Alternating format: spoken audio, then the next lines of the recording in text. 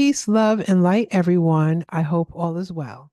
This is your girl, Serena, and I am back. And welcome to Poetry, Publishing, and Literary Artistry. I am a self published author, a poet, a spoken word artist, and a publishing coach, and a workshop extraordinaire.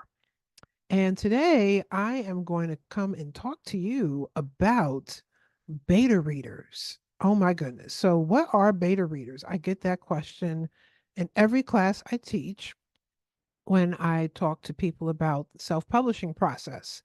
So, beta readers are superheroes, as this image is showing. They are going to be good friends of yours. Once you've written a wonderful book and it's flushed out, now I have edited with an asterisk, and there's a reason. Um, only only some people that get their books edited before a beta reader reads it are those that need heavy editing.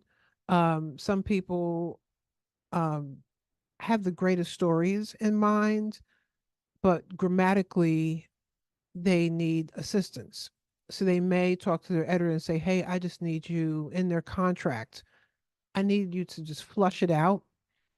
So it makes more sense. So my beta readers don't get hung up on the grammatical errors. But typically, you want to have your beta readers read the book first. Then they give you the feedback, and then you basically institute the feedback into your book, and then you give it to your editor. That's why there's an asterisk there. So your beta readers is a test group, and they are the ones that are going to read your book. Now, of course, you can read your own book. Yep, it's going to sound really wonderful to you because you are the author. You wrote this wonderful book. But you want beta readers who are going to be honest and they are going to tell you how it sounds to them. They are basically your audience. So there's a variety of ways you can recruit them. You can go on social media platforms. You can go to organizations. There's writers groups. There's organizations. I live in the DC area. We have different organizations here that have poetry groups and writing groups. And you can put out a call for readers on your website if you have a website or on social media.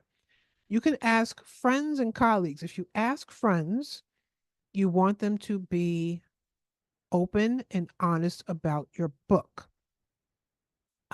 You also want to have people that are avid readers, not just people who say, "Hey, I want to read your book," just to read it, and then 6 months later they're still sitting on your book.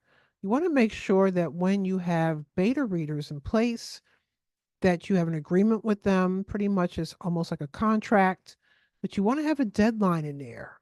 You want to make sure that they have your book back to you because you want to have time to take that feedback and then put it into your book, flush it out so you can then send it on to your editor. So, example of places where you could find beta readers. You have the Writers Center that's in the DC area, a wonderful organization called the Writers Block. They are in Dallas, Texas. Public libraries, independent bookstores. They also have like critique groups that meet there, and online groups. There are tons of online groups. So, how many beta readers? That's always another question. How many do you want to have? You do not need to have an entourage of beta readers, 2 to 3 people max. Now, why? That's because you don't need 10 sets of feedback coming to you about your book. Just 2 or 3 people. You don't want to have just one because you want to have someone else to offset that one person. So, two minimum, three is a comfortable number.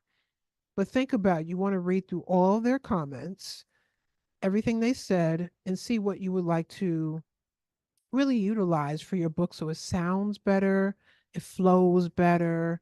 Really, they're going to ask you questions, and in some beta readers, as we'll talk about again, because we'll talk about more about what they do later on and how. Because some people say, do they do this for free? No. Some may do it for free, but some may want a stipend. But we'll talk about that in another segment. I just wanted to kick off with talking about beta readers, who they are, how many you should have, and where you can find them. So you have to stay tuned to learn more about beta readers. So that is my time for today. Beta readers are going to be your superhero when it comes to your books. All right, so tune in for more segments right here.